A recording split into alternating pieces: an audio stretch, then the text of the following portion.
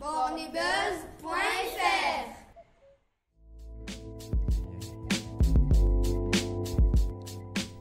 Alors le projet Grande Récup s'est monté de façon partenariale avec Metz Habitat Territoire, Metz Métropole, le comité de quartier, et les associations de Borny et les associations qui venaient en dehors de Borny.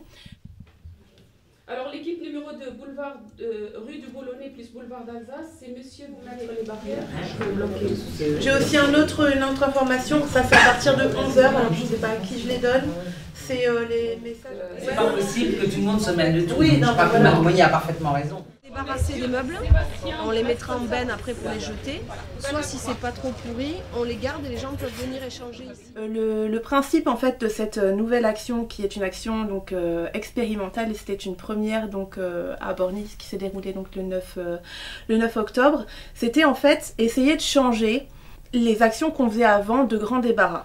Et cette année, on s'est dit que ce serait peut-être pas mal de travailler sur le réemploi des encombrants et la récupération, et sur un événement qui soit un peu plus festif auprès des habitants, pour qu'il y ait pour donner vraiment un véritable sens à cette action par rapport aux habitants.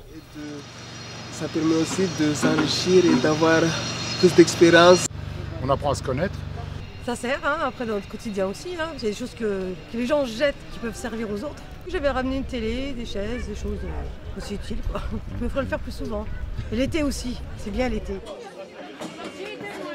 C'était une première, on ne savait pas du tout à quoi s'attendre, donc tout au long de la matinée où a eu lieu cet échange d'objets entre les habitants, il y a eu du monde. On a échangé tout type d'objets, il y a eu pas mal de vêtements, il y a eu quelques jouets, il y a eu quelques meubles. Ça intéresse Metz Métropole du côté déchets, puisque ça réduit les déchets, donc le côté environnemental, mais aussi un fort... il y a un côté vraiment social aussi, ça permet aux gens qui n'ont pas forcément la possibilité de s'acheter certains objets neufs de pouvoir simplement les échanger, donc ça coûte rien du tout, c'est zéro. Et puis ça permet aussi de faire en sorte que les associations locales puissent travailler ensemble et peut-être lancer une dynamique qui au fur et à mesure pourra se développer et perdurer, pour que ce type d'événement ne soit pas juste un one-shot cette fois-ci, mais sur les années à venir puisse se développer de plus en plus.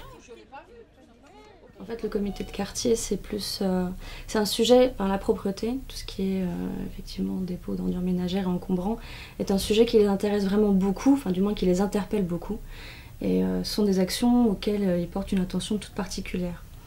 Donc ils viennent aux réunions de préparation, ils viennent aux réunions de débriefing, ils donnent leur avis, après ils participent à la journée même.